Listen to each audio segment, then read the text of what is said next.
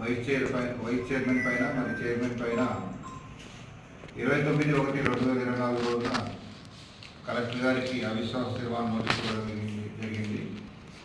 అందుకు collector madam గారు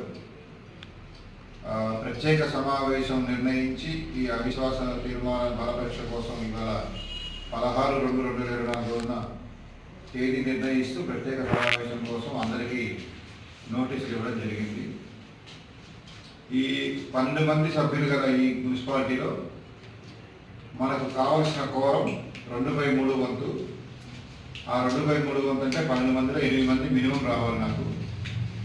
కానీ ఇవాళ ఈ ప్రత్యేక సమావేశం ఏర్పాటు చేసిన సందర్భంలో కేవలం 2 గౌరవ సభ్యులు మాత్రమే హాజరైనారు. కాబట్టి 8 మంది కోరం లేనందున చైర్మన్పై మరి వైస్ చైర్మన్పై ప్రవేశపెట్టిన అవిశ్వాస తీర్మానం వీగిపోయిందని ప్రకటించడమైనది. మున్సిపల్లో ఏర్పడే సమావేశానికి నా తరపున కొన్ని విషయాలు చెప్పాలని రమ్మనడానికి వచ్చేసినటువంటి గౌరవనీయులైన పాత్రికేయ మిత్రులు, నా సోదరులందరికీ నేను నమస్కారం తెలియజేసుకుంటున్నానండి. అలాగే రాయకల్ పట్టణ ప్రజలందరికీ, ముఖ్యంగా నా 11వ వార్డు ప్రజలందరికీ కూడా ఈ వీడియో ద్వారా నమస్కారం తెలియజేసుకుంటున్నానండి. మన రాయకల్ మున్సిపాలిటీలో 12 మంది సభ్యులు ఉంటామండి. 10 మంది ఒక వర్గకు చెందినవారు. నేను ఏకైక కాంగ్రెస్ పార్టీ కౌన్సిలర్ను, ఇంకొక వ్యక్తి బీజేపీ పార్టీ తరఫున. అయితే గత నెల 29/1/2024 నాడు అవిశ్వాసం గౌరవనీయులైన చైర్మన్ గారు మరియు వైస్ చైర్మన్ మీద పెట్టడం జరిగింది. దీని కొరకు ఉత్కంఠ నెలకొల్లింది. 2 రోజులు ఏమైందంటే పాత్రికేయ మిత్రులు కానీ, ఊర్లో జనాలు కానీ, మా మున్సిపల్లో కానీ ఏం జరుగుతుంది ఉత్కంఠ నెలకొల్లింది. కానీ ఆ ఉత్కంఠ ఏమైందంటే ఈరోజు వీగిపోయింది. సభ్యులు గౌరవం లేకపోవడం వల్ల చైర్మన్ గారు కానీ, వైస్ చైర్మన్ గారు కానీ వారిపైన అవిశ్వాసం అనేది వీగిపోవడం జరిగింది. ఇకపోతే నేను చెప్పదలుచుకుంది ఏంటంటే 10 మంది సభ్యులు ఒక వర్గం చెందినవారు. వారి వర్గం మనుషులే గౌరవనీయులైన చైర్మన్ గారు, గౌరవనీయుల వైస్ చైర్మన్ గారు. నేను ఒక కాంగ్రెస్ పార్టీ నుండి మేము ఉన్నాం ఇక్కడ కౌన్సిలర్గా. మాకు ఈ 4 సంవత్సరాలలో ఎంత కష్టాలు నష్టాలు అయినా భరించుకుంటా మా పెద్దలు జీవన్రెడ్డి గారు మా వెనకాల ఉన్నారనే ఉద్దేశంతో మేము ఎల్లవేళలా వార్డులో ఉండి వార్డు ప్రజలకు ఏ విధమైన అవసరాలు ఉన్నాయి, మన ద్వారా వాళ్ళకి ఏం చేయొచ్చు అని మున్సిపల్లో కొట్లాడి కూడా మేము వాళ్ళ తరపున నిలబడ్డామండి ఇక్కడ.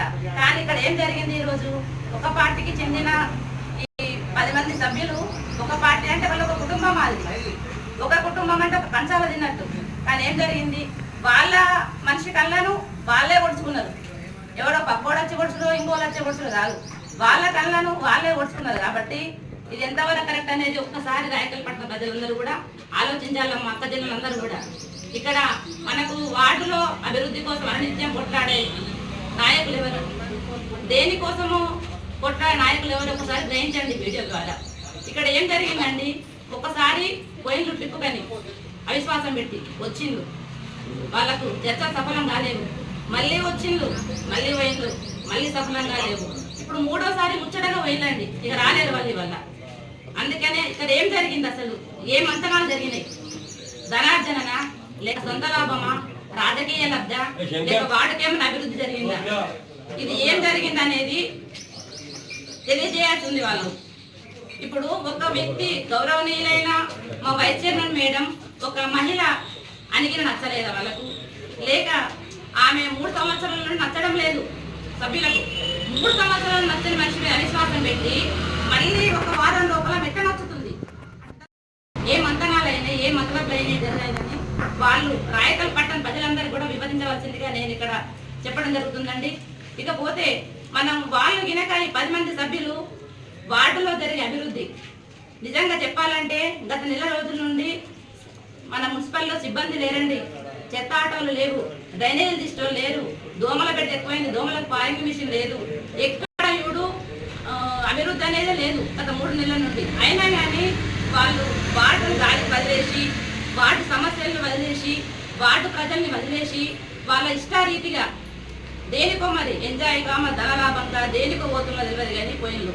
వాళ్ళు కనుక వార్డు సమస్యల అభివృద్ధి కోసం మున్సిపల్లో కొట్లాడితే రాయకల్ పట్టణ ప్రజలందరూ వాళ్లకు దండలేసి దండం పెట్టి మరీ జైలు కొట్టేవారని చెప్తున్నానండి.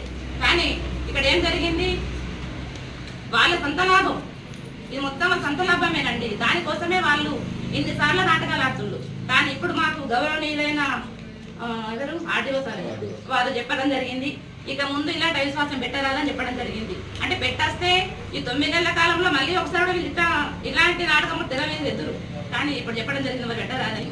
అంటే ఇంతవరకే చివరిగా ఇంకా ముందు ముందు ఏమన్నా చూడగలుగుతామా అనేది మీ లెక్కనే మాకు ఉత్కంఠ ఉన్నది, రాయకల్ పట్టణ ప్రజల మాదిరి. ఇకపోతే రాయకల్ పట్టణ ప్రజలారా, ఒక్కసారి మీ అందరికి దండం పెట్టి చెప్తున్నా, గుర్తించండి.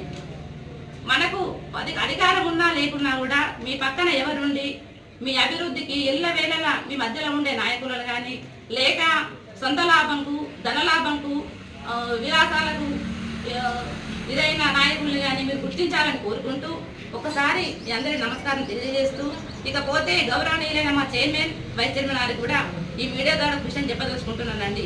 సార్ మేడం, ఇప్పటికైనా మీరు సొంత కుటుంబీకులు ఎవరు, పక్కింటి వాళ్ళు ఎవరో గుర్తించండి వీడియో ద్వారా.